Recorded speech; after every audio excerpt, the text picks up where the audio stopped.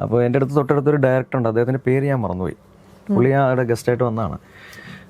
അപ്പോൾ എൻ്റെ പാട്ടുകളെക്കുറിച്ച് ഇങ്ങനെ ഇന്ന പാട്ടുകൾ പാടി ഇന്ന സിനിമയിൽ പാടുന്നു എന്ന് പറഞ്ഞ് എന്നെ സ്റ്റേജിലേക്ക് വിളിക്കുമ്പോഴത്തേക്ക് ഈ ഡയറക്ടറിൻ്റെ അടുത്ത് പറയാണ്, അയ്യോ ഇതെല്ലാം നിങ്ങൾ പാടിയതായിരുന്നോ? ഞാൻ കരുതി ഇതെല്ലാം ബിജുപാൽ പാടിയ പാട്ടുകളായിരുന്നു എന്ന് വിചാരിച്ചിരിക്കുന്നു.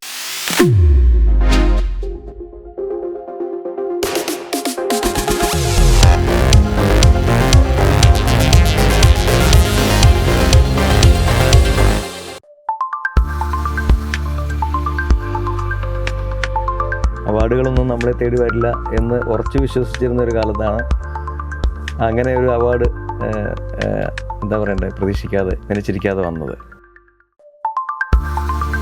അത് മാത്സ് ആയിരുന്നു നമ്മുടെ വിഷയം. മാത്സ് ട്രിഗണോമെട്രി ഒക്കെ എന്താണെന്ന് ഇപ്പോഴും എനിക്ക് ഒരു പിടിയും കിട്ടിയിട്ടില്ല. സൈൻ തീറ്റ കോസ് തീറ്റ ഒക്കെ എന്തിനാ പഠിക്കുന്നത് ഇപ്പോഴും ആർക്കും ചോദിക്കുന്നുണ്ടല്ലോ.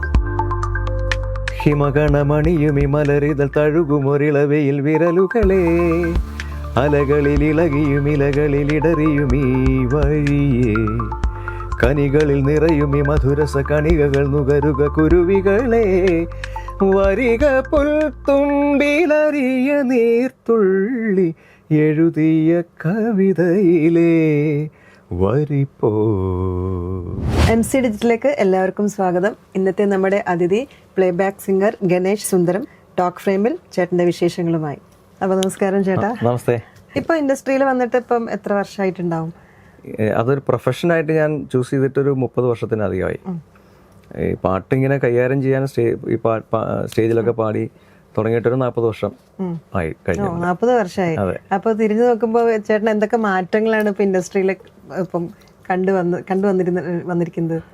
അല്ല, അതിപ്പോ എന്താ പറയണ്ടേ, ഓരോ കാലത്തിനനുസരിച്ച് എല്ലാ മേഖലകളിലുള്ള മാറ്റം. ലെജൻസിന്റെ കൂടെ ചേട്ടന് വർക്ക് ചെയ്യാനുള്ള ഒരു ഭാഗ്യം കൂടെ കിട്ടിയിട്ടുണ്ട്. ദക്ഷിണമൂർത്തി സാറ്, രവീന്ദ്ര മാഷ്, രാഘവ മാഷ്. അതെ, അത് ജീവിതത്തിലെ ഏറ്റവും വലിയ നേട്ടം, ഭാഗ്യം എന്നാണ് അതിനെ ഞാൻ കാണുന്നത്. എനിക്ക് തോന്നുന്നു ദക്ഷിണമൂർത്തി സ്വാമിയുടെ കൂടെ സ്വപ്നങ്ങൾ എന്നുള്ള ഒരു പാട്ട് ഒരുമിച്ചൊരു വേദിയിൽ പാടാനുള്ള ഒരു ഭാഗ്യം കൂടെ കിട്ടി. അതെ, അതുണ്ട്. എനിക്ക് വന്ന ദാസാറിനാണ് അതിനു മുമ്പ് ഭാഗ്യം ഉണ്ടായിട്ടുള്ളത്. അതിനുശേഷം ഇങ്ങനെ ഒരു ചാൻസ് എനിക്കും കിട്ടി. അത് എനിക്ക് തോന്നുന്നു ആ ഒരു പ്രോഗ്രാം എന്ന് പറയാം, അതിന് മുമ്പായിട്ട് ഈ സ്വാമിയും ദാസാറും പിന്നെ ഫീമെയിൽ ചിത്രചേച്ചിയായിരുന്നു തോന്നുന്നു, അവർ മൂന്നിനും കൂടെ സ്റ്റേജിൽ ഇങ്ങനെ പ്രസൻറ്റ് ചെയ്തിരുന്നു. അത് കണ്ടിട്ട് ഈ ഒരു പ്രോഗ്രാം കോർഡിനേറ്റ് ചെയ്ത ഓർഗനൈസേഷൻ അവരത് അഡാപ്റ്റ് ചെയ്തതാണ്. അപ്പോൾ പക്ഷേ എനിക്ക് ആ ഭാഗ്യമുണ്ട്. ഞാനും ജോത്സ്യനെയും കൂടാണ് പാടിയത് സ്വാമിയുടെ കൂടെ. സ്വാമി പല്ലവി പാടുന്നു, അതിനുശേഷം ഞാൻ ജോത്സ്യനെയും പാടുന്നു. അത് എനിക്ക് നല്ല വലിയൊരു ഭയങ്കര മൊമെന്റ് ആണ് അതൊരു.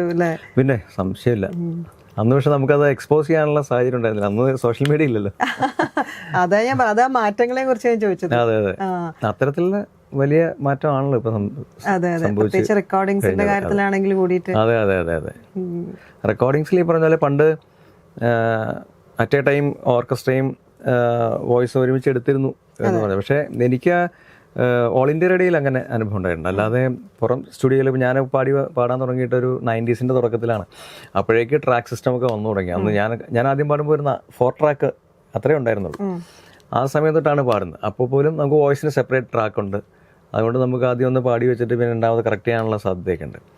പക്ഷേ ഓൾ ഇന്ത്യ റേഡിയോയിൽ അടുത്ത കാലം വരെ എല്ലാം അറ്റ് എ ടൈം റെക്കോർഡ് ചെയ്യുന്ന ഒരു അവസ്ഥയായിരുന്നു. എനിക്ക് തോന്നുന്നു പണ്ട് പാട്ട് അവിടെ വന്ന് ഇരുന്നിട്ട് പഠിച്ചിട്ട് പാടുന്ന ഒരു സമ്പ്രദായം അങ്ങനെയാണ്. ഇപ്പം പാട്ടുകൾ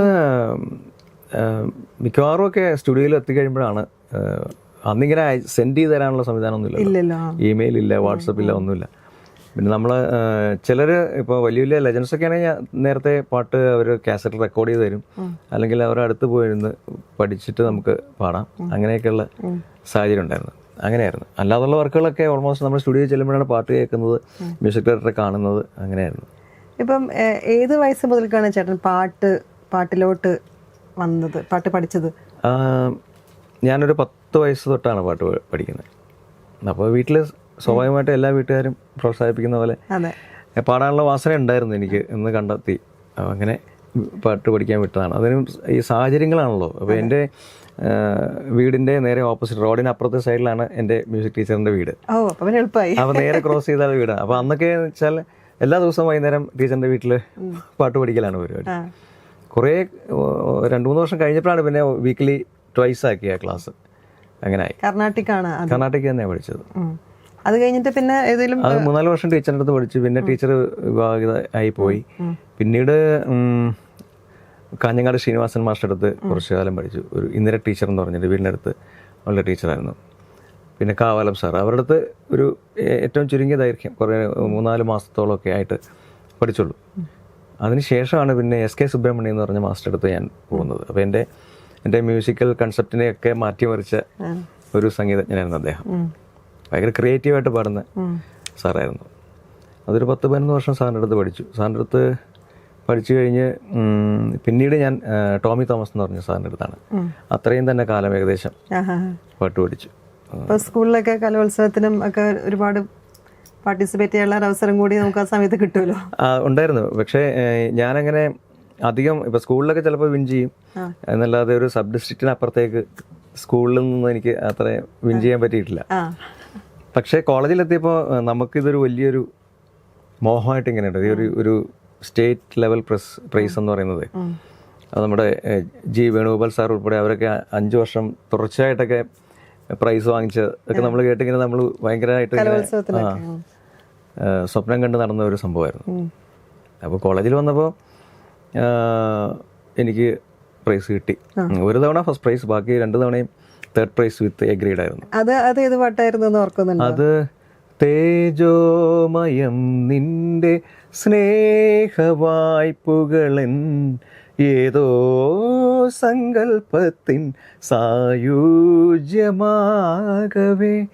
ചാരത്തു വന്നു നീയേൽപ്പിച്ച ക്ഷതങ്ങളോ ചാരിതാർത്ഥ്യത്തിൻ സുഖനോവുകൾ. തേജോമയം നിന്റെ സ്നേഹവായ്പുകളൻ ഏതോ സങ്കൽപ്പത്തിൻ സായുജ്യമാകവേ. അന്നപ്പം ജി വേണുഗോപാൽ സാർ ഇല്ലില്ല, അവരൊക്കെ പാസ് ഔട്ട് ആയതിനു ശേഷമാണ് ഇല്ലില്ല അതുമല്ല അല്ലെ, ഇവരൊക്കെ നിരന്തരം ഇങ്ങനെ പ്രൈസ് വിൻ ചെയ്ത ഒരു ഓർമ്മയിലാണ് ഞാനൊക്കെ കോളേജിൽ പഠിക്കാൻ ചേർന്നത്. അപ്പോൾ കോളേജിൽ ചേർന്നതിൻ്റെ ഒരു മുഖ്യ കാരണം തന്നെ ഇതായിരുന്നു, പ്രൈസ് നമുക്ക് വാങ്ങിക്കണം എന്നുള്ളൊരു ലക്ഷ്യം ഉണ്ടായിരുന്നു. ഈ ഡിവോഷണൽ സോങ്സ് ഏത് ആ സമയത്താണോ പാടിത്തോളൂ? അതെ, കോളേജിലൊക്കെ പഠിച്ച് ഈ പ്രൈസ് ഒക്കെ ഈ യൂണിവേഴ്സിറ്റി പ്രൈസ് ഒക്കെ വിൻ ചെയ്ത സമയത്താണ് ഡിവോഷണൽ ആൽബംസിലേക്ക് പാടാൻ അവസരം വരുന്നത്.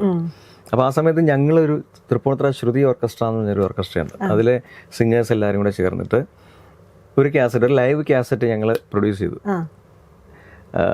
വേറെ ആരും നമുക്ക് ഓപ്പർച്യൂണിറ്റീസ് തരാനില്ല, നമ്മൾക്കിങ്ങനെ അപ്കമിങ് ആയിട്ടുള്ള ആൾക്കാരാണ്. അപ്പം അതായിരുന്നു ഞങ്ങളുടെ ഫസ്റ്റ് കാസറ്റ് റെക്കോർഡിങ്. എന്നെ സംബന്ധിച്ച് അതിനു മുമ്പ് ഓൾ ഇന്ത്യ റേഡിയോയിലായിരുന്നു എൻ്റെ റെക്കോർഡിങ്. 89 ഞാൻ ഓഡീഷൻ പാസ്സായതാണ്. അങ്ങനെ ഇരിക്കുമ്പോഴാണ് യൂണിവേഴ്സിറ്റി പ്രൈസ് വിൻ ചെയ്യുന്നതും. അങ്ങനെ അമ്മ കാസറ്റ്സ് എന്ന് പറഞ്ഞൊരു കമ്പനി അവരുടെ പാട്ടുകൾ ഇങ്ങനെ പ്രൊഡ്യൂസ് ചെയ്യുന്ന ഒരു ടീമായിരുന്നു. അപ്പോൾ അവർക്ക് വേണ്ടിയിട്ട് പാടാൻ തുടങ്ങിയത്. അങ്ങനെ അവർ നിരന്തരം ഡിവോഷണൽ വർക്കുകളായിരുന്നു എല്ലാം തന്നെ.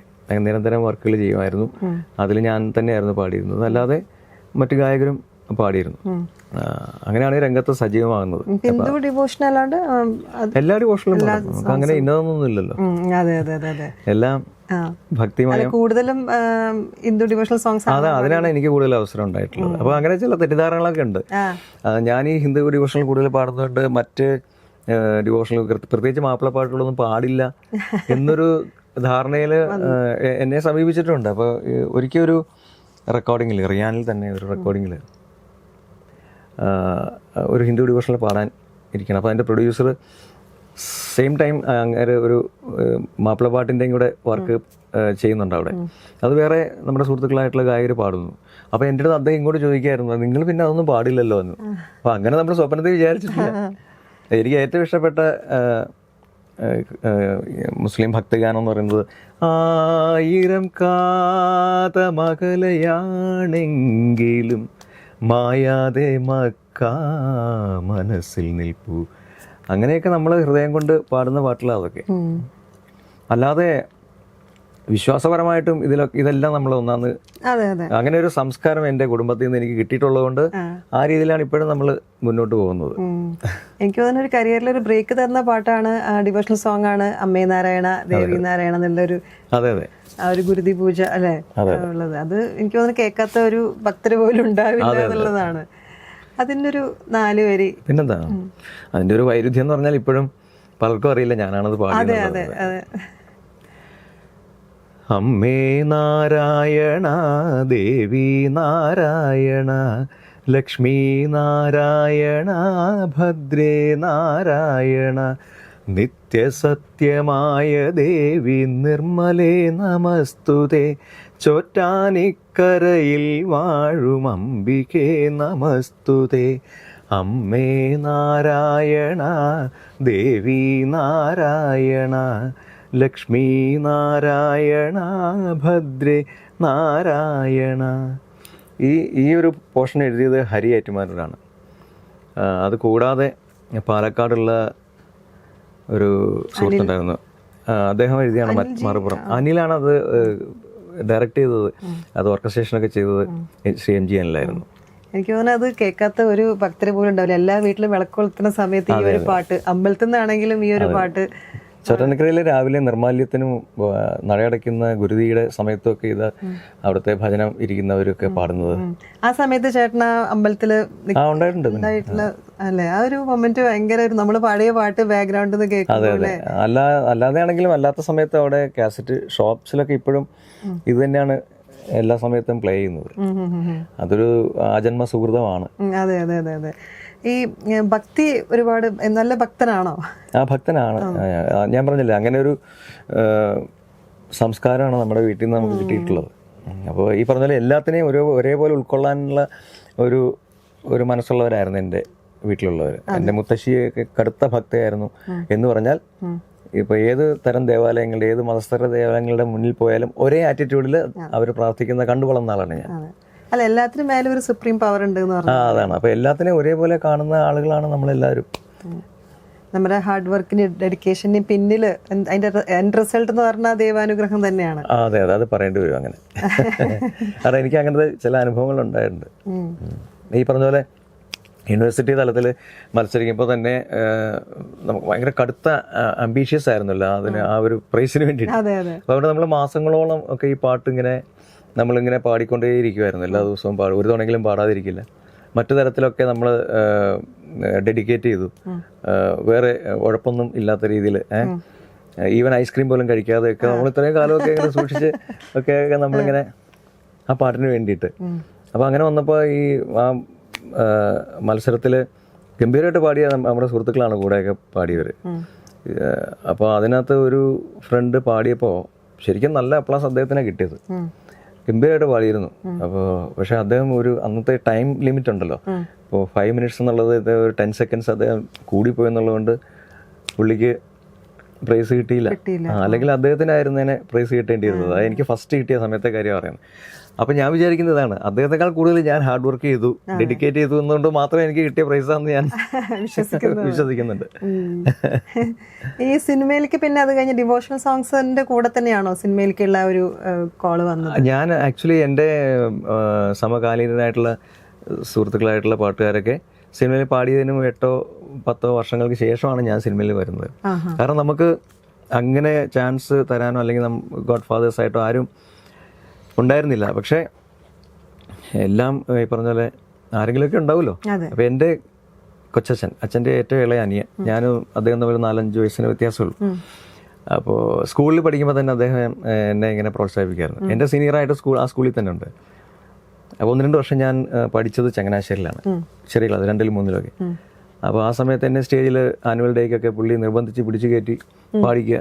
അവിടെ അടുത്തൊരു ക്ലബ്ബുണ്ട്, അവരുടെ വാർഷികത്തിനൊക്കെ എന്നെ കയറ്റി പാടിക്കുക, അങ്ങനെയൊക്കെയുള്ള പരിപാടിയുണ്ട്. അപ്പോൾ അദ്ദേഹത്തിൻ്റെ ഫ്രണ്ടായിരുന്നു ഡയറക്ടർ നിസാർ. ഇപ്പോൾ അടുത്തിടയ്ക്ക് അദ്ദേഹം മരിച്ചു. അവർ ക്ലാസ്മേറ്റ്സ് ആയിരുന്നു. അപ്പോൾ ആ കെയർ ഓഫിലാണ് ഞാൻ ആദ്യമായിട്ട് 2002 കായംകുളം കണാർ എന്നുള്ള സിനിമയിൽ പാടുന്നത്. അതിനുശേഷം പിന്നീട് മായക്കാഴ്ച, കാവ്യം, അങ്ങനെ 2-3 സിനിമകളിലേ പാടിയിരുന്നുള്ളൂ അതുവരെ. പിന്നീട് ബിജിപാൽ മ്യൂസിക് കമ്പോസർ ആയതിനു ശേഷമാണ് കൂടുതൽ അവസരങ്ങൾ വന്നത്. വയലിൻ എന്നുള്ള പടത്തിലാണ് ഒരു വയലിനാണ് എനിക്കൊരു പ്ലേ ബാക്ക് സിംഗർ എന്നുള്ളൊരു ഇമേജ് തന്ന സിനിമ. ആ സമയത്ത് മിന്നാമിനി കൂട്ടം അതിലൊക്കെ പാടിയിരുന്നു. വയലിനാണ് ആ പാട്ടാണ് കുറച്ചുകൂടെ ശ്രദ്ധേയമായത് ആ സമയത്ത്. ആ പാട്ട് നമുക്ക് 4 വരി. പിന്നെന്താ, ഹിമകണമണിയുമി മലരിതൽ തഴുകുമൊരിളവയിൽ വിരലുകളെ, അലകളിൽ ഇളകിയും ഇലകളിൽ ഇടറിയുമീ വഴിയേ, കനികളിൽ നിറയുമി മധുരസ കണികകൾ നുകരുക കുരുവികളെ, വരിക പുൽത്തുമ്പിലറിയ നീർത്തുള്ളി എഴുതിയ കവിതയിലെ വരിപ്പോ. അത് അന്നത്തെ ഹിറ്റ് പാട്ടായിരുന്നു. ഡ്യുവറ്റാണ്. ഗായത്രി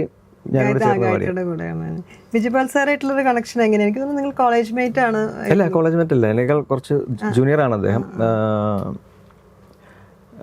ഞങ്ങള് ആദ്യം പരിചയപ്പെടുന്നത്, ഞാൻ ഈ കോമ്പറ്റീഷനൊക്കെ മത്സരിക്കുമ്പോഴൊക്കെ ബിജിക്ക് എന്നെ അറിയാമായിരുന്നു. ഞങ്ങൾ പരിചയപ്പെടുന്നത് ബിജിയുടെ ഒരു കാസറ്റ് വർക്കുമായിട്ട് ബന്ധപ്പെട്ടാണ്.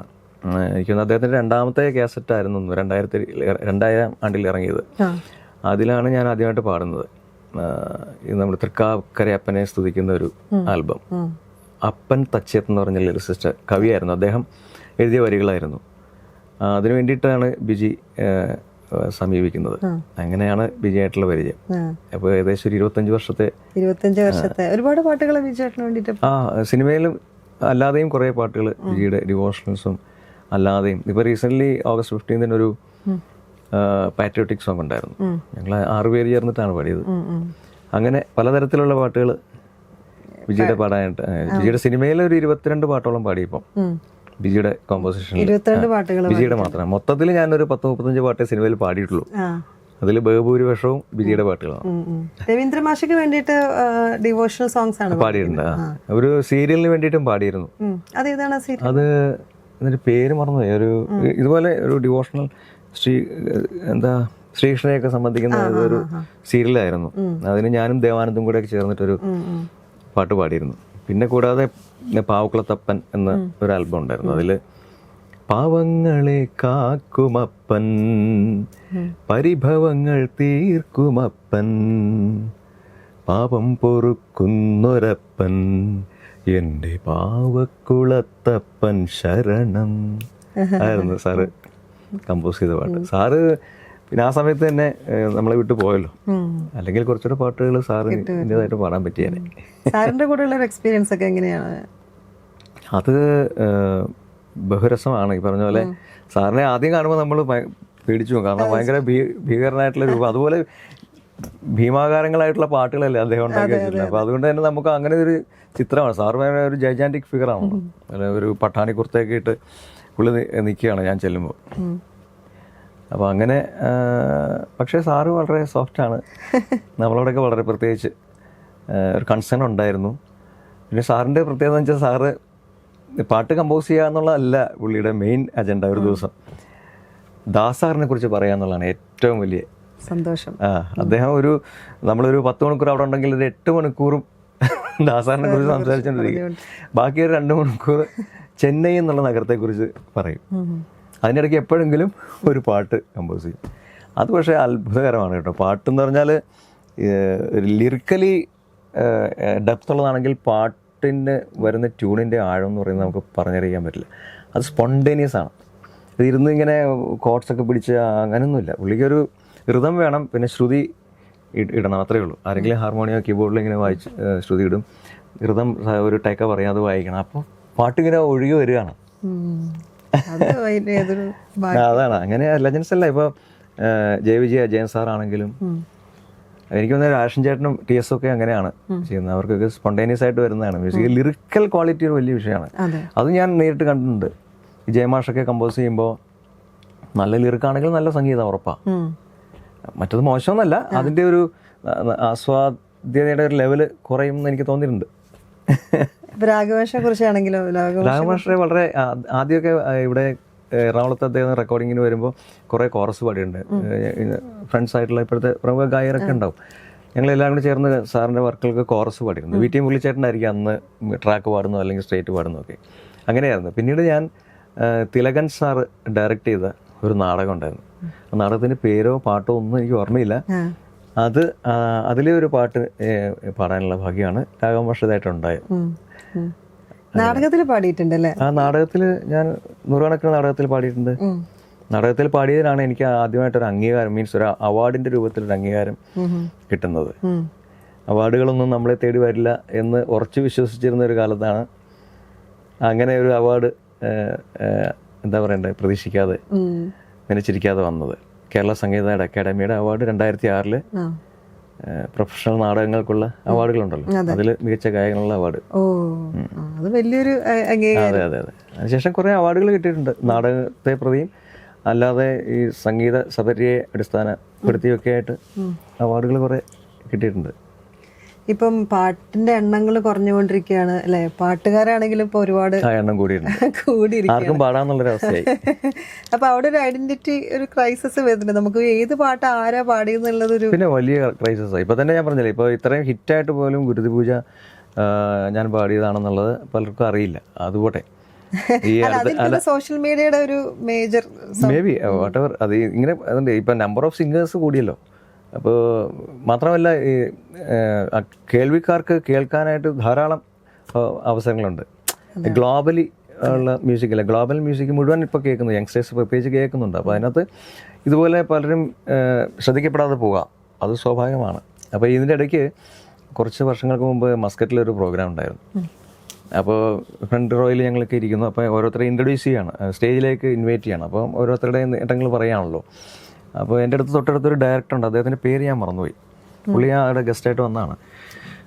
അപ്പോൾ എൻ്റെ പാട്ടുകളെക്കുറിച്ച് ഇങ്ങനെ ഇന്ന പാട്ടുകൾ പാടി ഇന്ന സിനിമയിൽ പാടുന്നു എന്ന് പറഞ്ഞ് എന്നെ സ്റ്റേജിലേക്ക് വിളിക്കുമ്പോഴത്തേക്ക് ഈ ഡയറക്ടർ എൻ്റെ അടുത്ത് പറയാണ്, അയ്യോ ഇതെല്ലാം നിങ്ങൾ പാടിയതായിരുന്നോ? ഞാൻ കരുതി ഇതെല്ലാം ബിജുപാൽ പാടിയ പാട്ടുകളായിരുന്നു വിചാരിച്ചിരിക്കുന്നു. അങ്ങനെ ഈ ക്രെഡിറ്റ് മുഴുവൻ അങ്ങോട്ടും ഇങ്ങോട്ടും ഒക്കെ ഷെയർ ചെയ്യപ്പെടുന്നുണ്ട്. ബിജി പാടുന്ന ചില പാട്ടുകളൊക്കെ ഞാൻ പാടിയതാണെന്ന് ഓഡിയൻസ് തെറ്റിദ്ധരിക്കുന്നു. അതൊക്കെ അന്നത്തെ കാലഘട്ടത്തിന്റെയും കൂടി ഒരു പ്രത്യേകതയാണത്. അല്ല, ഈ കാലമാണല്ലോ അത്. അന്നത്തെ എന്ന് പറയാൻ പറ്റില്ല, കഴിഞ്ഞ കുറച്ച് കാലമായിട്ട് ഇതാണ് അവസ്ഥ. അല്ലാതെ അത്രയും പാട്ടുകാരും പിന്നെ ഈ പറഞ്ഞ പോലെ നമ്മുടെ പാട്ട് ഇപ്പൊ പറഞ്ഞ അത്ര ഒരു ഡാം ഹിറ്റ് ആയിട്ടൊക്കെ വന്നാലല്ലേ ഉള്ളൂ ആൾക്കാർ അത് അത്ര ഇത് ഇന്ന പാട്ട് പാടി ഇന്നയാളെന്ന് അങ്ങനെ എല്ലാവരും തിരിച്ചറിയുന്ന ഒരു അവസ്ഥയിലേക്ക് അങ്ങനെ എത്തിയിട്ടില്ല. അതിന്റെ പ്രശ്നം എത്തിയിട്ടില്ല. അപ്പൊ നമ്മളൊരു പാട്ട് അത് ഹിറ്റ് ആണെങ്കിൽ നമുക്ക് മറന്നു പോകും ആ സിംഗറിനെ. ആ സിംഗർ ആരാന്നുള്ളത് അതുകൊണ്ട് ഇപ്പൊ സിംഗറെ അല്ലാതെ തന്നെ ശ്രദ്ധിക്കുന്നില്ല, പാട്ട് മാത്രമേ ഇന്ന പാട്ട് പാടുന്നു എന്നുള്ളൂ. അത്രയും സമയം ആൾക്കാർക്ക് ഉള്ളൂ എന്നുള്ളതാണ്. പക്ഷെ അത് എന്താ പറയാ, സോഷ്യൽ മീഡിയ ഇപ്പോൾ അതില് പുതിയ ബാൻഡുകളൊക്കെ കുട്ടികൾ ഇറക്കുന്നുണ്ട്. സ്വന്തമായിട്ട് തന്നെ അവര് മാക്സിമം പ്രൊമോട്ട് അങ്ങനെ ശ്രദ്ധേയരായിട്ടുള്ള ആൾക്കാരെ ജനം തിരിച്ചറിയുന്നുണ്ട്. അതെ അതെ, ബാൻഡിന്റെ ബേസിസിലോ അല്ലെങ്കിൽ ചില പാട്ടുകൾ പാടി ഹിറ്റായിട്ടുള്ള ആൾക്കാർ സോഷ്യൽ മീഡിയ ത്രൂ അങ്ങനെ വരുന്നവരെയൊക്കെ യങ്സ്റ്റേഴ്സ് ഒക്കെ പ്രത്യേകം തിരിച്ചറിയുന്നുണ്ട്, അവരുടെ ഫാൻസ് ആകുന്നുണ്ട്. പിന്നെ കൂടുതൽ സ്റ്റേജ് പെർഫോമൻസ് ആണ്. പിന്നെ സ്റ്റേജിൽ ഇപ്പൊ പെർഫോമൻസ് ആണല്ലോ, അപ്പൊ അങ്ങനെയുള്ള പ്രശ്നമുണ്ട്. ഞാനൊക്കെ ഒരു കാലത്ത് ഈ റെക്കോർഡിങ്ങിൽ ഇങ്ങനെ എന്താ പറയണ്ടേ, എല്ലാ ദിവസവും റെക്കോർഡിങ്ങുള്ള ഒരു ഘട്ടം ഉണ്ടായിരുന്നു. അപ്പോൾ ആ സമയത്ത് സ്റ്റേജ് പ്രോഗ്രാംസിൽ നിന്ന് ഞാൻ വിട്ടു നിന്നുണ്ട് കുറേ കാലം. അപ്പോൾ പിന്നെ ഞാൻ ഈ സ്റ്റേജിൽ പെർഫോം ചെയ്യുന്ന ആളാണെന്നുള്ള കാര്യം പബ്ലിക്കും അല്ലെങ്കിൽ ഓർഗനൈസേഷൻ ലീഡ് ചെയ്യുന്ന ആൾക്കാരും ഒക്കെ മറന്നുപോയൊരവസ്ഥയുണ്ട്. അതുകൊണ്ട് ഇപ്പോൾ എന്താ പറയണ്ടേ, ഈ എക്സ്പീരിയൻസ്ഡ് ആയിട്ട് കാലഹരണപ്പെട്ട ആളാണെന്ന് ഞാൻ സ്വയം വിശേഷിപ്പിക്കും. ഇപ്പൊ ഇത്രയും കാലമായെങ്കിൽ പക്ഷെ ഞാൻ ഒരു തരത്തിൽ കാലഹരണപ്പെട്ടെന്ന് ഇങ്ങനെ തോന്നാറുണ്ട്. അതെ അതെ അതെ. അല്ല, ഇപ്പൊ പണ്ട് ഉത്സവത്തിനാണെങ്കിലും ഗാനമേളകൾ ഒരുപാട് ഉള്ള ഒരു കാലഘട്ടം ഉണ്ടായിരുന്നു. ഇപ്പൊ അത് കുറഞ്ഞു അല്ലേ? പിന്നെ ഞാനൊക്കെ പ്രൊഫഷണൽ ട്രൂപ്പിൽ പാടിയിരുന്നല്ലോ, angel voice, Cochin CAC, voice of Chavara, അങ്ങനെ ട്രൂപ്പുകളിൽ ഞാൻ സ്ഥിരമായിട്ട് പാടിയിരുന്നു. അങ്ങനെ 5-6 വർഷം ഇവരുടെ കൂടെ സ്ഥിരം ഉണ്ടായിരുന്നു. ഈ 2 വർഷം ഇവിടെയൊക്കെ ഞാൻ പാടിയിട്ടുണ്ട്. അന്നൊക്കെ ഏഞ്ചൽ വോയിസിന്റെ കൂടെ ഒരു 200 പ്രോഗ്രാം എങ്കിലും ഉണ്ടാവും ഒരു സീസണിൽ. ഒരു ദിവസം 3 പ്രോഗ്രാം വരെ ചെയ്തിട്ടുണ്ട്.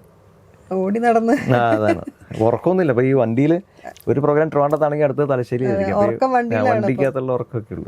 അങ്ങനെയൊക്കെയായിരുന്നു. ഇപ്പൊ എനിക്ക് തോന്നുന്നു ഗാനമേളയുടെ എണ്ണം കുറഞ്ഞു. ഇപ്പൊ അതർ ആക്ടിവിറ്റീസ് അല്ലെങ്കിൽ അതർ പ്രോഗ്രാംസ് ആണ് കൂടുതൽ. ഗാനമേള ഉണ്ട്, എന്നാൽ പോലും പണ്ടത്തെ മാതിരി ഗാനമേള മാത്രമല്ല, ആ ഒരു സ്പേസിലേക്ക് ഇപ്പോൾ നാടൻ പാട്ടിന്റെ പരിപാടി അല്ലെങ്കിൽ ബാൻഡ് എന്ന് പറഞ്ഞ രീതിയിലുള്ള അൺപ്ലഗ്ഡ് ആയിട്ടുള്ള പ്രോഗ്രാംസ്, പിന്നെ ഇൻഡിവിജ്വൽ ആയിട്ടുള്ള ആൾക്കാരുടെ പെർഫോമൻസസ്, കാലഘട്ടത്തിന്റെ മാറ്റങ്ങള് അങ്ങനെയൊക്കെ ആയിട്ടുണ്ട്.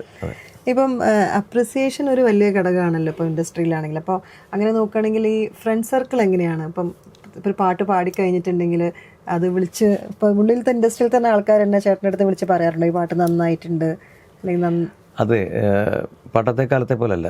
എൻ്റെയൊക്കെ ഒരു ഭാഗ്യം എന്ന് വെച്ചാൽ ഈ പ്രൊഫഷണൽ ഈഗോ ഇല്ലാത്ത ഫ്രണ്ട് സർക്കിളാണ് ഞങ്ങൾക്കൊക്കെ ഉള്ളത്. അവിടെ നിന്ന് ഇങ്ങോട്ടൊക്കെ ഇപ്പോൾ അങ്ങനെയാണ്. അപ്പോൾ ഒരു ജലസി എന്ന് പറയുന്നത് അങ്ങോട്ടും ഇങ്ങോട്ടും ഇല്ല ആർക്കും. അവനവന് കഴിവുണ്ടെങ്കിൽ അവരവർ ഒരു ലെവലിലെത്തുക, അല്ലെങ്കിൽ അവർക്കുള്ള അവസരങ്ങൾ വന്നോളും എന്നറിയാം. എല്ലാവർക്കും ഓപ്പർച്യൂണിറ്റി ഉണ്ടല്ലോ. അതുകൊണ്ട് തന്നെ അങ്ങനെയുള്ള പ്രശ്നങ്ങളില്ല. അപ്പോൾ അപ്രീഷിയേറ്റ് ചെയ്യും.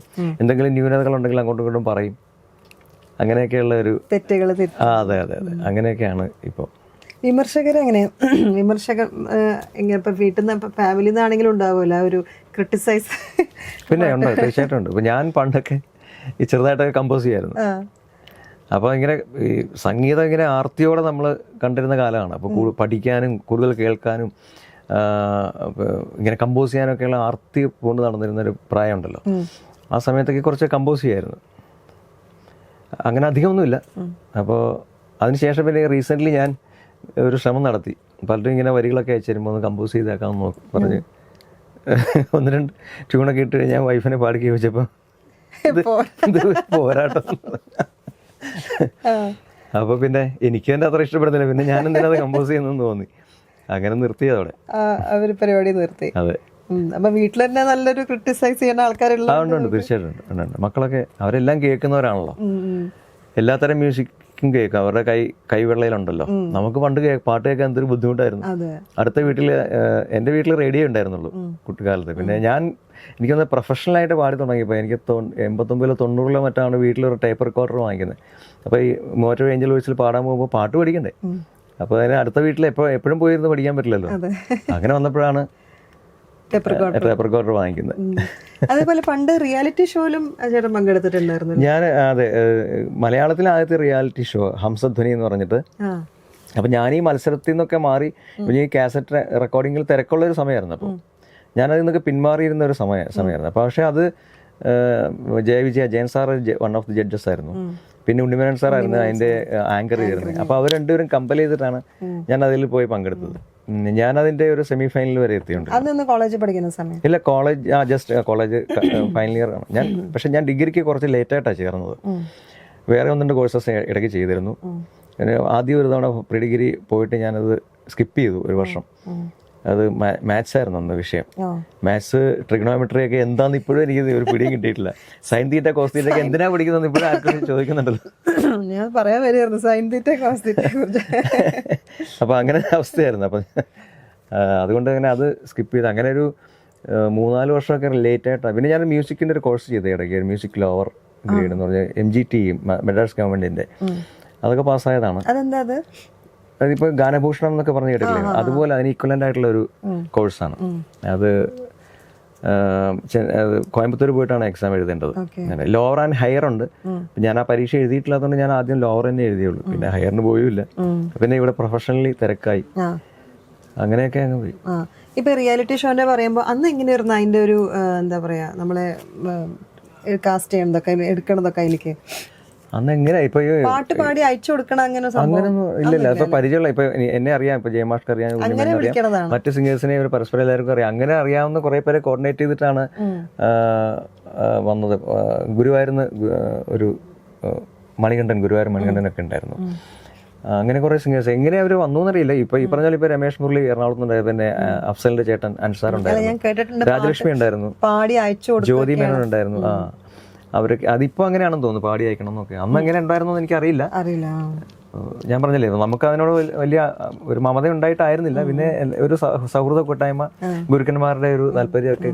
അവരെല്ലാരും മുന്നിരുന്നിട്ട് അപ്പൊ പാടി കൊടുക്കുക, അപ്പൊ തന്നെ പാടുക. അല്ലാതെ വേറെ ഗ്രൂമിങ് ഇപ്പോഴത്തെ മാതിരിയുള്ള റിയാലിറ്റി ഷോ ഒന്നും ഇല്ല. ജസ്റ്റ് ഒരു കോമ്പറ്റീഷൻ അത്രേ ഉള്ളൂ. ഒരു റൗണ്ടിൽ പാടുന്നു, അതിൽ വിൻ ചെയ്താൽ അടുത്ത റൗണ്ടിൽ പോകുന്നു, അത്രേ ഉള്ളൂ. അല്ലാതെ പലതവണ റിപ്പീറ്റ് ചെയ്തിട്ട് കട്ട് ചെയ്തിട്ട് പാടുക അങ്ങനത്തെ പരിപാടിയൊന്നുമില്ല.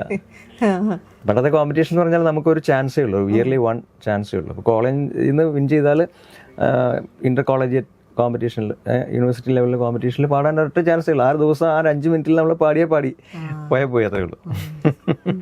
മലയാളം, തമിഴ് അങ്ങനെ ഞാൻ കുറേ ലാംഗ്വേജസിൽ, സൗത്ത് ഇന്ത്യൻ ലാംഗ്വേജസിലെല്ലാം മിക്കവാറൊക്കെ ഇങ്ങനെ ഡിവോഷണൽ സോങ്സ് ഒക്കെ പാടിയിട്ടുണ്ട്. ഒരു മൾട്ടി ലിംഗ്വൽ ഫിലിമിൽ പാടിയിട്ടുണ്ട്, സ്വാമി എന്ന് പറഞ്ഞിട്ട്. അത് തമിഴ്, തെലുങ്ക്, കന്നഡ, മലയാളം 4 ഭാഷയിലുണ്ടായിരുന്നു. പിന്നെ കൊങ്ങിണി ഭാഷയിൽ കുറച്ച് പാട്ടുകൾ പാടിയിട്ടുണ്ട്. ഹിന്ദിയിൽ ഒരു ആൽബം ബിജിപാൽ കമ്പോസ് ചെയ്ത ഒരു ഹിന്ദി സോങ് ഒക്കെ പാടിയിട്ടുണ്ട്. അപ്പൊ അതിന്റെ ഡിക്ഷനൊക്കെ അതൊക്കെ അറിയാവുന്നവരുടെ മുമ്പിലേ പാടിയിട്ടുള്ളൂ. കൊങ്ങിണി മീൻസ് ഈ കുടുംബി സമുദായം എന്ന് പറഞ്ഞൊരു സമുദായമുണ്ട്. കൊങ്ങിണി ഭാഷയായിട്ട് ചേർന്നിട്ടാണ് അവരുടെയും ഭാഷ ഇരിക്കുന്നത്. അപ്പോൾ ഞാനൊക്കെ അത് കേട്ട് ശീലമൊക്കെ ഉണ്ട്. എൻ്റെ വീടിൻ്റെ പരിസരത്തൊക്കെ ആ സമുദായക്കാരുള്ളതുകൊണ്ട് സുഹൃത്തുക്കളൊക്കെ ഉണ്ട്. അവരൊക്കെ സംസാരിച്ച് കേട്ടിട്ടുണ്ടെന്നുള്ളതേ ഉള്ളൂ. പിന്നെ ഇത് ഭാഷ അറിയാവുന്നവരെ മുന്നിലിരുത്തിയിട്ട് ഇതൊക്കെ പാടാറുള്ളൂ. ഡിക്ഷൻ ഒരു വിഷയമാണ് എന്ന് പറയുമെങ്കിൽ പോലും അതിനപ്പുറത്തേക്ക് പാട്ടിനെ സംബന്ധിച്ച് ഇമോഷൻസ് ആണ് അതിനെ ഹൈലൈറ്റ് ചെയ്യുന്നത്. മാനസമൈനെ വരും എന്നുള്ളൊരു പാട്ട് ഡിക്ഷൻ കറക്റ്റ് ആയതുകൊണ്ടല്ലോ നമ്മൾ ഇഷ്ടപ്പെടുന്നത്, അല്ലേ? മന്നാടെ എന്ന് പറഞ്ഞ അതുല്യ ഗായകൻ അത് ഗംഭീരമായിട്ട് പാടിയതുണ്ട്. പക്ഷെ ഇപ്പൊ ഡിക്ഷൻ അത്ര ഇമ്പോർട്ടൻസ് ഇല്ല. ഇപ്പൊ ഒട്ടും ഇമ്പോർട്ടൻസ് ഇല്ല ഡിക്ഷൻ. അതായത് കൃത്യമായ ഡിക്ഷനോട് കൂടി പാടിയാൽ അത് വേണ്ടത് അവിടെ ഇങ്ങനെ ആ അക്ഷരം ഇങ്ങനെ പാടിയാൽ മതി എന്ന് പറയുന്ന മ്യൂസിക് കമ്പോസേഴ്സും ഉള്ള ഒരവസ്ഥയാണ് ഇപ്പോൾ. അതെ, ഇപ്പൊ ഇപ്പൊ കുട്ടികൾക്കാണെങ്കിൽ കൂടെ മലയാളം പാട്ടിനോടല്ലല്ലോ ഇപ്പൊ വെസ്റ്റേണും അങ്ങനത്തെ പാട്ടിലാണല്ലോ കൂടുതൽ ഫോക്കസ് ചെയ്യണത്. മലയാളം ഒരു മംഗ്ലീഷായിട്ട് പാടുന്നതാണ് ഇപ്പൊ ഒരു സ്റ്റൈൽ എന്ന് പറയുന്നത്. അത് കാലഘട്ടത്തിന്റെ മാറ്റങ്ങളാണ് അല്ലേ? അല്ല, എന്തൊക്കെയാണെങ്കിലും പക്ഷെ എന്താ ഇവിടെ മലയാളികൾക്ക് അങ്ങനെയല്ലല്ലോ. ഹിന്ദി കൃത്യമായിട്ട് പാടണം, ഇംഗ്ലീഷ് കൃത്യമായിട്ട് പാടിക്കണം, പക്ഷെ മലയാളം വേണമെങ്കിൽ എങ്ങനെയാണെങ്കിലും പാടാന്നുള്ളത് അതൊരു പ്രത്യേക നിലപാടല്ലേ. അത്രയും ഫ്രീഡം ഉണ്ട്. എല്ലാ ഭാഷയ്ക്കും അതിൻ്റെതായിട്ടുള്ള പ്രോമിനൻസ് ഉണ്ട്, അതിൻ്റെതായിട്ടുള്ള ഗൗരവമുണ്ട്. അത് നമ്മൾ കീപ്പ് ചെയ്യുക തന്നെ വേണം, അത് ഏത് ഭാഷയാണെങ്കിലും. അതെ, നമുക്കൊരു ഹിന്ദി ചേട്ടൻ ഗസൽസ് ഒക്കെ കേൾക്കാറുണ്ടോ? ഗസൽ കേൾക്കാറുണ്ട്, ഞാൻ പാടാറുണ്ടായിരുന്നു. ഈ പറഞ്ഞ ഡിക്ഷന്റെ പേരിൽ ഞാൻ വല്ലാതെ ഞാൻ ഡിപ്രസ്ഡ് ആയി. പിന്നെ ഞാൻ അങ്ങനെയൊന്നും പാടാറില്ലായിരുന്നു. ഇതുപോലൊരു ഇന്റർവ്യൂവിൽ ഒരു ലേഡി ഇങ്ങനെ ചോദിച്ചു, ഞാനൊരു ഗസൽ പാടി, സാഖിയാ ജായേ കഹാ ഹം തേരെ മേ ഖാനേ സേ, സാഖിയാ ജായേ കഹാ ഹം തേരെ മേ ഖാനേ സേ, ശഹർ കേ ശഹർ नजर आते हैं वीराने से, साखिया जाए कहाँ हम तेरे मैखाने से, शहर के शहर नजर आते हैं वीराने से. ഇങ്ങനെ അന്നും പാടി. പക്ഷെ അവരപ്പോൾ അത് കഴിഞ്ഞപ്പോൾ ചോദിച്ചു, ഈ ഡിക്ഷനൊക്കെ കറക്റ്റ് അല്ലെങ്കിൽ ആൾക്കാരെങ്ങനെയാണ് ഉൾക്കൊള്ളുക എന്നൊക്കെ ചോദിച്ചു. അപ്പം ഞാൻ വിചാരിച്ചു എൻ്റെ ഡിക്ഷൻ മോശമായിട്ടായിരിക്കുമല്ലോ അവൻ അങ്ങനെ പറഞ്ഞെന്നൊക്കെ പറഞ്ഞ് ഞാൻ വല്ലാണ്ട് അല്ല അത് അങ്ങനെ അത് എനിക്ക് തോന്നിയിട്ടില്ലല്ലോ. ഡിക്ഷൻ അങ്ങനെ അത്ര കറക്റ്റ് ആണോന്നില്ല. എന്നാൽ പോലും ഞാൻ പറഞ്ഞില്ലേ, ഇപ്പോൾ ഒരു എക്സ്പ്രസീവ് ആകുക, അതിൻ്റെ കണ്ടന്റ് എന്താണെന്നുള്ളത് നമ്മൾ ഉൾക്കൊണ്ട് പാടുക എന്നുള്ളതാണ് അൾട്ടിമേറ്റ്ലി ഉള്ളത്. ഏത് തരത്തിലുള്ള പാട്ടുകളാണ് കൂടുതലും കേൾക്കാൻ താല്പര്യം? മെലഡീസ് ആണോ, അത് ക്ലാസിക്കൽ ബേസ്ഡ് ആണോ? ഓൾമോസ്റ്റ് എല്ലാം കേൾക്കും ഞാൻ. ഒരു സമയത്ത് ഈ ടീനേജിലൊക്കെ കൂടുതലും ഈ എന്താ പറയുക, റെഗുലറായിട്ട് മൈക്കിൾ ജാക്സന്റെ അതൊക്കെ കേൾക്കുമായിരുന്നു. പിന്നെ ബോണിയം, അന്നത്തെ കാലത്തൊക്കെ അതായിരുന്നല്ലോ, ബീറ്റിൽസ്, അതൊക്കെ കേൾക്കുമായിരുന്നു. എനിക്ക് വലിയ ആഗ്രഹം ഉണ്ടായിരുന്നു വെസ്റ്റേൺ മ്യൂസിക് പഠിക്കണമെന്നൊക്കെ അന്നൊക്കെ. പക്ഷെ നമ്മുടെ നാട്ടിൽ അന്ന് അതിനൊരു സാധ്യത ഉണ്ടായിരുന്നില്ല എൻ്റെയൊക്കെ ടീനേജിൽ. പിന്നെ ചെന്നൈയിലൊക്കെ പോയി നിന്ന് പഠിക്കാനുള്ള സാഹചര്യം നമുക്കില്ലായിരുന്നല്ലോ അന്ന്. ഈ പറഞ്ഞ പോലെ ഓൺലൈൻ സംഭവങ്ങളൊന്നും. അതെ. പക്ഷെ പിന്നെ അത് നമ്മൾ പിന്നെ ഓട്ടോമാറ്റിക്കലി ഒരു മെലഡി സിംഗറായി മാറി. സ്റ്റേജിലൊക്കെ അന്നൊക്കെ കുറച്ചൊക്കെ ഫാസ്റ്റ് ആയിട്ടുള്ള പാട്ടുകളൊക്കെ പാടിയിരുന്നുവെങ്കിലും സ്റ്റേജിലൊക്കെ ആദ്യം ഞാൻ ഈ മെലഡി സോങ്സ് ഒക്കെ പാടുമ്പോൾ അതിനകത്തൊരു ക്ലാസിക്കൽ ഫ്ലേവർ വരുമായിരുന്നു. അപ്പോൾ അന്ന് ഈ ട്രൂപ്പിലൊക്കെ പാടുമ്പോൾ അപ്പോൾ സീനിയർ സിംഗേഴ്സ് ആയിട്ടുള്ള ആൾക്കാരൊക്കെ അവരൊക്കെ എന്നെ കറക്റ്റ് ചെയ്യുമായിരുന്നു. അപ്പോൾ അവർ പറയും, അത് ഹൈ നോട്ട്സ് ഒക്കെ പോകുമ്പോൾ കുറച്ച് വോയിസ് കൺട്രോൾ ചെയ്ത് പാടണം. നമ്മൾ ക്ലാസിക്കൽ മ്യൂസിക്കല്ലേ പഠിച്ചിട്ടുള്ളൂ, അതെങ്ങനെ ലൈറ്റ് മ്യൂസിക് റെൻഡർ ചെയ്യണമെന്നൊന്നും അറിയില്ല. അപ്പോൾ നമുക്ക് കേട്ട് പഠിക്കുന്നു, പാടുന്നു എന്നുള്ളതല്ലേ ഉള്ളൂ. അപ്പോൾ അങ്ങനെയൊക്കെ പറഞ്ഞതൊക്കെ ഇപ്പോഴും എനിക്കത് ഒത്തിരി വലിയ പാഠങ്ങളായിരുന്നു. സീനിയർ ആയിട്ടുള്ള ആൾക്കാരൊക്കെ വലിയ ഗംഭീരമായിട്ട് പാടുന്ന പ്രമാടം, രാജു എന്നൊക്കെ പറഞ്ഞ ചേട്ടനൊക്കെ ഉണ്ടായിരുന്നു. അവരൊക്കെ ഇങ്ങനെ ഉപദേശിക്കുമായിരുന്നു, ഇങ്ങനെ അഭിപ്രായങ്ങൾ പറയുമായിരുന്നു. അപ്പോൾ അങ്ങനെ ഒരിക്കൽ ഇതുപോലെ ഒരു ലൈറ്റായിട്ടുള്ള പാട്ട് പാടി കഴിഞ്ഞപ്പോഴത്തേക്ക് തബല വായിക്കുന്ന ചേട്ടനൊക്കെ ചോദിച്ചു, ഗോപി ചേട്ടൻ, നീ എന്താടാ കച്ചേരി പാടുവാണെന്നൊക്കെ ചോദിച്ചു. പക്ഷേ അതൊക്കെ ഞാൻ പോസിറ്റീവായിട്ട് എടുത്തത്. അത് അങ്ങനെ അല്ലല്ലോ പാടേണ്ടത്, കച്ചേരി പോലെ അല്ലല്ലോ ആ പാട്ട് പാടേണ്ടത്, എനിക്കും ബോധ്യമുണ്ട്. പിന്നെ ഞാനത് കറക്റ്റ് ചെയ്യാൻ ശ്രമിച്ചു. അങ്ങനെ ഞാൻ പാടിയിരിക്കുന്നതിൽ ഒരു 90% മെലോഡിയസ് ആയിട്ടുള്ള സോങ്സ് ആണ്. ഡിവോഷണൽ ആണെങ്കിലും അല്ല ഫിലിം ട്യൂൺ ആണെങ്കിലും എന്താണെങ്കിലും. സ്റ്റേജ് പെർഫോമൻസിന്റെ കാര്യം പറയുമ്പോൾ പുറത്ത് പോകാറുണ്ട്. പോയിട്ടുണ്ട്. അപൂർവമായിട്ടൊക്കെ പോകാറുണ്ട്. ദുബായ് ദുബായ്, UAE, പിന്നെ മസ്കറ്റ്, അങ്ങനെയൊക്കെ. അവിടേക്ക് എനിക്ക് തോന്നുന്നു കുറച്ചുകൂടെ ഇപ്പൊ മെലോഡിയസ് ആയിട്ടുള്ള സോങ്സ് ഒക്കെയാണ്. അവിടെ എല്ലാത്തരവും പോകും. ഈ ഇവിടുത്തെ ട്രെൻഡും അവിടെയുണ്ട്. അതെ അതെ അതെ. ഇപ്പൊ റാപ്പ് സിംഗേഴ്സിനെയൊക്കെ ഇപ്പോൾ അവിടെ പ്രോഗ്രാംസ് ഒക്കെ ധാരാളം ഉണ്ടല്ലോ. അതെ അതെ അതെ. ഇപ്പൊ കച്ചേരി ഞാൻ ഒത്തിരി വൈകിയാണ് അരങ്ങേറിയത്. എൻ്റെ വിവാഹത്തിനൊക്കെ ശേഷമാണ്. 97 ഞാൻ അരങ്ങേറിയത്. അത് കുറച്ച് ലേറ്റായി പോയെന്ന് എനിക്ക് തോന്നുന്നു. കാരണം നമ്മൾ കുറച്ച് പഠിച്ചിട്ടാകാം അരങ്ങേറുന്നതൊക്കെ ഞാൻ സ്വയം തീരുമാനിച്ചതാണ്. പക്ഷെ അപ്പോൾ നമ്മൾ ആ സമയത്ത് കുറച്ചൊക്കെ നമ്മൾ പാട്ടുകാരൻ എന്നുള്ള നിലയ്ക്ക് ജനം അറിഞ്ഞു തുടങ്ങിയിരുന്നു. അപ്പോൾ നമുക്കിപ്പോൾ സ്റ്റേജിലിരിക്കുമ്പോൾ നമ്മൾ ആസ്വദിക്കുന്ന സംഗീതത്തിൻ്റെ ലെവൽ എന്ന് പറയുന്നത് ഭയങ്കര മുകളിലാണ്. GNBയുടെയോ ബാലമുരളി സാറിൻ്റെയോ ഒക്കെ കച്ചേരികൾ മനസ്സിൽ വെച്ചിട്ടാണ് സംഗീതം പഠിക്കുന്നതൊക്കെ. നമ്മൾ തീരെ എങ്ങും എത്തുന്നില്ല എന്നൊരു തോന്നലൊരു സ്വയം ഒരു കോംപ്ലക്സ് വന്നപ്പോൾ പിന്നെ എനിക്ക് ഭയങ്കര ടെൻഷനായി കച്ചേരി. അപ്പോൾ പിന്നെ അതങ്ങ് ഉപേക്ഷിച്ചു. ഒരു 2-3 വർഷം കുറച്ച് കച്ചേരികൾ അവിടെ ഇവിടെയൊക്കെ ചെയ്തു. നന്നായിട്ട് പ്രാക്ടീസ് അതൊക്കെ ചെയ്തിട്ട് ചെയ്യാമെന്ന് വിചാരിച്ചു. സമയമുണ്ടല്ലോ ഇനി. അതെ, പിന്നെ സംഗീതത്തിന് ഇഷ്ടം പോലെ കിടക്കില്ല. അതൊരു നെവർ എൻഡിങ് അല്ലേ, എപ്പോഴും പഠിച്ചുകൊണ്ടിരിക്കുകയാണല്ലോ. ചിലപ്പോൾ മലയാളം, നമുക്ക് ഹിന്ദിയും പാടി. ഇനി നമുക്കൊരു തമിഴ് പാട്ടായാലോ? ഇഷ്ടപ്പെട്ടൊരു തമിഴ് പാട്ട് ധാരാളം ഉണ്ട്. MSVയുടെ പാട്ടുകൾ, ഇളയരാജ സാറിൻ്റെ പാട്ടുകൾ, അങ്ങനെ ഇഷ്ടം പോലെ. SPB സാർ പാടിയൊരു പാട്ടിൻ്റെ പല്ലവി പാടാം. കേളടി കൺമണി പാടകൻ സംഗതി നീதை കേட்பதால் நெஞ்சிலோர் நிம்மதி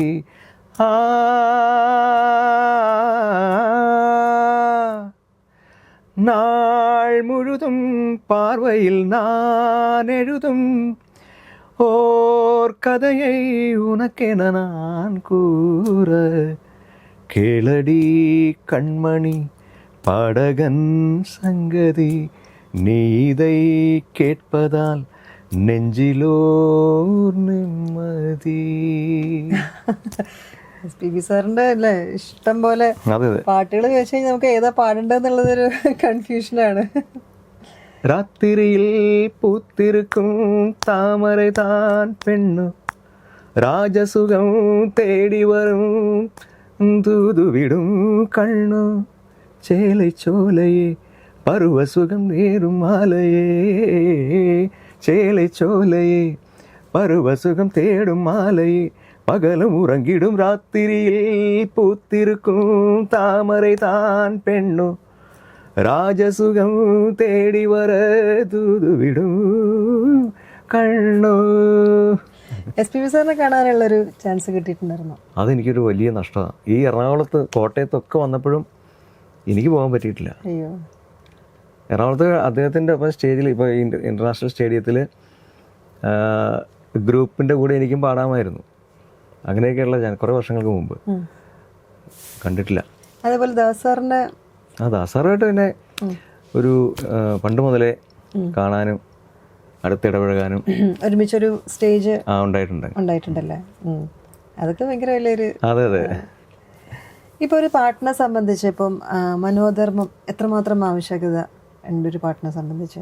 കർണാട്ടിക് മ്യൂസിക് അല്ലല്ലോ ഉദ്ദേശിച്ചത്, അല്ലെങ്കിൽ ഹിന്ദുസ്ഥാനി അല്ലല്ലോ, സിനിമാ ഗാനങ്ങൾ. അതെ അതെ, സിനിമാ ഗാനത്തിലാണെങ്കിൽ സിനിമാ ഗാനങ്ങൾക്ക് മനോധർമ്മത്തിന്റെ ആവശ്യമില്ലല്ലോ.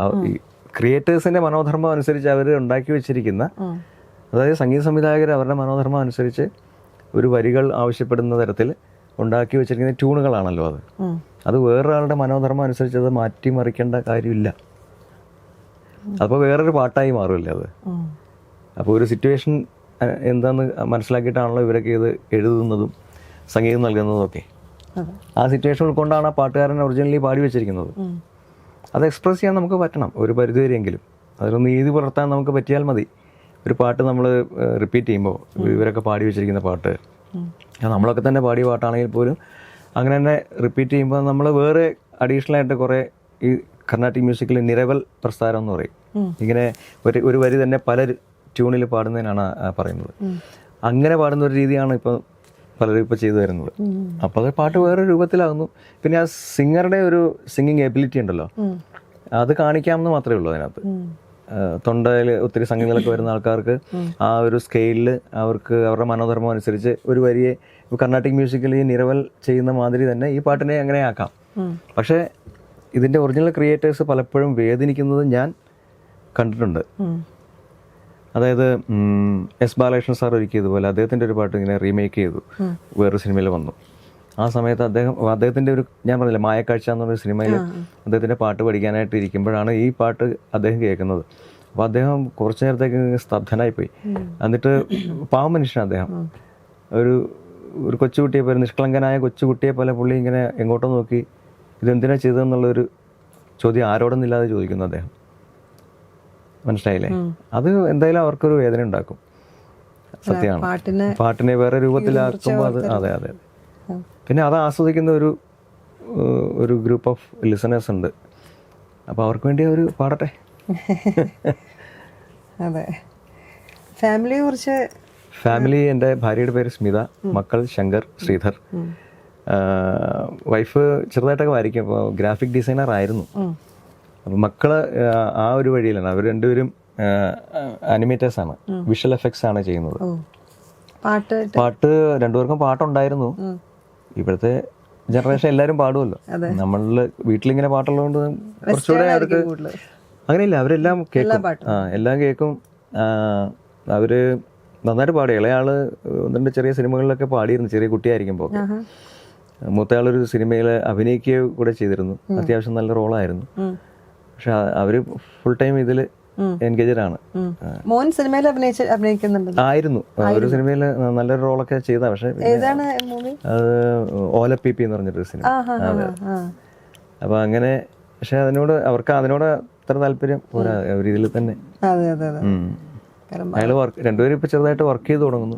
മൂത്തയാള് ബാംഗ്ലൂർ ഒരു കമ്പനിയിൽ വർക്ക് ചെയ്തിരുന്നു. ഇപ്പൊ ഇൻഡിപെൻഡന്റ് ആയിട്ട് ചെയ്യാണ്. ഇപ്പൊ പാടിയയിലെ ഹിറ്റായ പാട്ടുകൾ ഏതൊക്കെയാണ്? ഞാൻ പറഞ്ഞല്ലോ, ഞാൻ ആദ്യമായിട്ട് പാട്ടുകാരൻ, ഒരു പ്ലേബാക്ക് സിംഗർ എന്നുള്ള ഒരു അറ്റൻഷൻ തന്നത് ഹിമഗണം എന്നുള്ള പാട്ടാണ്, വയലിലെ പാട്ട്. പിന്നീട് അതിനുശേഷം വെനീസിലെ വ്യാപാരി, ദൈവത്തിൻ്റെ സ്വന്തം ക്ലീറ്റസ്, ബോംബെ മാർച്ച് 12, വിക്രമാദിത്യൻ, രാജമാറ്റിയാഹു, സുസു സുദീവാത്മികം, അതിലൊക്കെ പാടിയിരുന്നു. പക്ഷെ ഒരു ഹിറ്റായിട്ടുള്ള ഇതൊക്കെ ശ്രദ്ധേയമായ പാട്ടുകളായിരുന്നു പലതും. സുദീവാത്മികത്തിലെ പാട്ട് ശ്രദ്ധേയമായിരുന്നു. അതെ. പിന്നീട് വെള്ളിമുങ്ങയിലെ പാട്ട് ആദ്യം കുറച്ച് കൂടുതൽ അറ്റൻഷൻ തന്നതാണ്. പുഞ്ചിരി കണ്ണുള്ള പെണ്ണല്ലേ, അഴകുരുകിയ മുത്തല്ലേ, പ്രണയമെഴുതു ദേവദൂതികേ, അത്. പിന്നീട് തൊണ്ടുമുതലും ദൃസാക്ഷി എന്നുള്ള സിനിമയിലെ പാട്ടാണ് കൂടുതൽ ഒരു റീച്ചായത്. അതിന് ചില അവാർഡുകളൊക്കെ കിട്ടിയിരുന്നു. ഫസ്റ്റ് ടിവിയുടെ അവാർഡ് ഒക്കെ എനിക്കും ഗായികയായിട്ടുള്ള സൗമ്യക്കും കിട്ടിയിരുന്നു. അത് കണ്ണിലെ പൊയ്കയില് കുഞ്ഞലമാലയില് ഞാനോ മീനോ കാണാത്തീരം തേടിപ്പോകും പൊൻകിന തോണികളോ പൊന്നര എന്നങ്ങളോ ചാഞ്ഞിറങ്ങണ ചന്ദന വെയിലില് ഞാൻ അലിഞ്ഞൊരു വേളയില് പൊന്നരളി പൂവുന്നുള്ളി നിന്നെ ഞാൻ ഓർത്തതല്ലേ. അതായിരുന്നു. നല്ല പാട്ടായിരുന്നു. അപ്പൊ അങ്ങനെ കുറച്ച് പാട്ടുകൾ. ഈ പാട്ടല്ലാണ്ട് വേറെ ഹോബീസ് ഒക്കെ എന്താണ്? എന്തെങ്കിലും വേറെ ഹോബീസ് ഉണ്ടോ? ഹോബി എന്ന് പറയാനല്ല, ക്രിക്കറ്റ് കളി കാണും, ടെന്നീസ് കാണുമായിരുന്നു ഒരു സമയത്ത്. എന്താ പറയുക, ബോറിസ് ബക്കറൊക്കെ കളിച്ചു തുടങ്ങിയ സമയത്ത് നഡാൽ വരെ ഉള്ളവരുടെ കളികൾ കാണുമായിരുന്നു. പിന്നെ ക്രിക്കറ്റാണ് മെയിനായിട്ട് കാണുന്നത് ഇപ്പോഴും. സിനിമ മിക്കവാറും കാണുന്നുണ്ട്. ഒരു സമയത്ത് ഉണ്ടായിരുന്നില്ല. പിന്നെ ഞാൻ സിനിമയിൽ സജീവമായ സമയം തൊട്ട് പിന്നെ വീണ്ടും സിനിമകളെല്ലാം അപ്ഡേറ്റ് കാണാറുണ്ട്. ഇപ്പോഴത്തെ സിനിമകൾ കാണുന്നത് ബഹുരസമാണ്. അല്ല, മീൻസ് കൂടുതൽ ക്രിയേറ്റീവ് ആണ്, കൂടുതൽ സ്വാഭാവികമാണല്ലോ.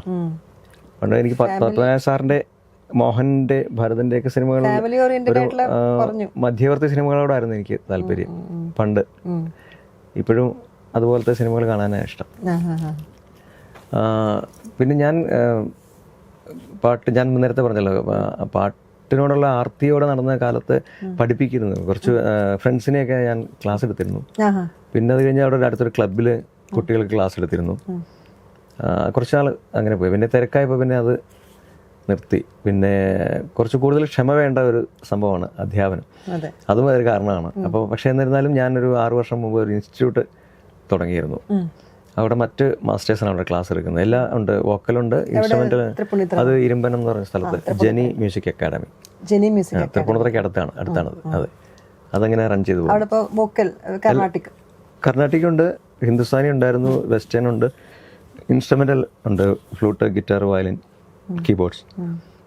അപ്പം അങ്ങനെ നോക്കുകയാണെങ്കിൽ ഇപ്പം പാട്ട് പഠിക്കാൻ വരുന്ന കുട്ടികൾക്ക് ചേട്ടൻ്റെ ഒരു എന്താ പറയുക അധ്യാപക നിലയിൽ എന്ത് മെസ്സേജാണ് അവർക്ക് കൊടുക്കാറുള്ളത്? കാരണം കുറേ പേര് എനിക്ക് തോന്നുന്നു പാരൻസിൻ്റെ പുഷ് അങ്ങനെയുള്ള ആൾക്കാരും ഉണ്ട്. ഇപ്പോൾ ഈ റിയാലിറ്റി ഷോസ് ഇപ്പം ഇത്രയും സജീവമായിട്ടുള്ള സമയത്തെ അങ്ങനെ വിടുന്ന ആൾക്കാരും ഉണ്ട്. അപ്പം ശരിക്കും ഇപ്പോൾ ഈ jack of all trades but master of none എന്ന് പണ്ടൊരു പ്രവർബ് ഉണ്ടായിരുന്നു. അതിനിപ്പോൾ പ്രസക്തിയില്ല.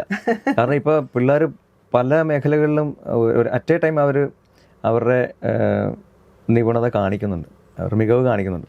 അത്രയും കേപ്പബിളാണ് അവർ പിള്ളേർ. അപ്പോൾ ഒരേ സമയത്ത് തന്നെ പലതും പഠിക്കുന്നുണ്ട് അവർ. അപ്പോൾ അങ്ങനെ വരുമ്പോൾ അവർക്ക് ഈ മ്യൂസിക് എന്ന് പറയുമ്പോൾ വോക്കൽ പഠിക്കാൻ വരുന്നവർക്ക് അത് തന്നെ സ്റ്റിക്ക് ഓൺ ചെയ്യണമെന്ന് നിർബന്ധമില്ല അവർക്ക്. അവർ പേഴ്സണലി അവർക്ക് അങ്ങനെയാണ്. അപ്പോൾ അവർക്ക് അല്ലെങ്കിൽ വേറെ വഴി എന്നുള്ള ചിന്തയാണ്. പക്ഷേ എന്നിരുന്നാൽ പോലും ആരായാലും അത് കൃത്യമായിട്ട് പ്രാക്ടീസ് ചെയ്ത് അതിന് ഇൻ ഡെപ്തിൽ പഠിച്ചെടുക്കുക എന്നുള്ളേ ഉള്ളൂ. എന്നാലേ അതിനകത്ത് എന്തെങ്കിലും നമുക്ക് കാര്യമായിട്ട് ചെയ്യാൻ പറ്റുള്ളൂ. അതേപോലെ ഓൺലൈൻ ക്ലാസ് ആണോ ഈ ഗുരുമുഖത്ത് നിന്നിട്ടുള്ള പഠിത്തമാണോ കൂടുതലും? ഏറ്റവും ബെസ്റ്റ് നേരിട്ടുള്ള ക്ലാസ്സാണ്, ഓഫ്ലൈൻ ക്ലാസ് തന്നെയാണ്. മറ്റേത് നമുക്ക് ഇതിനുള്ള സാധ്യത ഇല്ലാത്ത ഒരു സാഹചര്യത്തിൽ മാത്രമേ ചെയ്യേണ്ട കാര്യമാണ്. അത് ഓൺലൈൻ ക്ലാസ് സ്റ്റാർട്ട് ചെയ്ത് തന്നെ ഈ അബ്രോഡൊക്കെ ഉള്ള കുട്ടികൾക്ക് വേണ്ടിയിട്ടായിരുന്നു. പിന്നെ കോവിഡ് വന്നതോടുകൂടി മറ്റ് പലരും ഓൺലൈനിലേക്ക് മാറാൻ ശ്രമിച്ചു. ഇപ്പോഴും എൻ്റെ ഇൻസ്റ്റിറ്റ്യൂട്ടിൽ ഓഫ്ലൈൻ ക്ലാസ്സസ് ആണ് കൂടുതൽ. ഓൺലൈനിൽ വളരെ 2, 3, 4 കുട്ടികളേ ഉള്ളൂ. ഇപ്പം അപ്കമിങ് പ്രൊജക്ട്സ് ഒക്കെ എന്താണ്? അപ്കമിങ് പ്രൊജക്റ്റ് അങ്ങനെ കുറച്ച് ആൽബംസ് ഇറങ്ങാനുണ്ട്. പാടിയത് ഷൂട്ട് ചെയ്തതുകൊണ്ട് ചെയ്യാനിരിക്കുന്നു. നെക്സ്റ്റ് വീക്കിൽ അങ്ങനെ ഒരു ഷൂട്ടുണ്ട്. ഒരു ക്രിസ്ത്യൻ ഡിവോഷണൽ സോങ് ആണ്. സിനിമ ഒരു 2-3 ആഴ്ച മുമ്പ് ഒരു ജങ്കാർ എന്ന് പറഞ്ഞ സിനിമ ഇറങ്ങി. ഇപ്പം നിലവിൽ സിനിമ ഇറങ്ങാനൊന്നുമില്ല, അങ്ങനെ ഇരിക്കുന്നു. അപ്പം അതിന് ഒരുപാട് സന്തോഷം. നമുക്ക് ഏതാണ്ട് സമയം മൈൻഡപ്പ് ചെയ്യാനുള്ള സമയമായി. സന്തോഷം, എനിക്കും വളരെയധികം സന്തോഷം ഈ ചാനലിൽ നിങ്ങളുടെ ഇൻ്റർവ്യൂവിൽ പങ്കെടുക്കാൻ സാധിച്ചതിൽ. നിങ്ങളുടെ ചാനലിനും എല്ലാ ആശംസകളും നേരുന്നു. എന്നെ കേൾക്കുന്ന നിങ്ങളുടെ ഓഡിയൻസിനും എൻ്റെ നമസ്കാരം. All the very best wishes എല്ലാ അപ്കമിങ് പ്രൊജക്ട്സിനും. എല്ലാ വക ആശംസകളും. നമുക്കൊരു പഴയ പാട്ട് 4 പേര് പാടിയിട്ട് അങ്ങോട്ട് അവസാനിപ്പിച്ചാൽ? ആയിക്കോട്ടെ. ഏത് പാട്ടാണ്? ദേവരാജ മാസ്റ്ററുടെയോ രാഘവമാഷിൻ്റെ ആരുടെ ഇതിലൊരു രാഘവമാഷിയുടെ ആയാലോ? ശ്യാമസുന്ദര പുഷ്പമേ എൻ്റെ പ്രേമ സംഗീതമാണു നീ, ധ്യാനലീനമീരിപ്പു ഞാൻ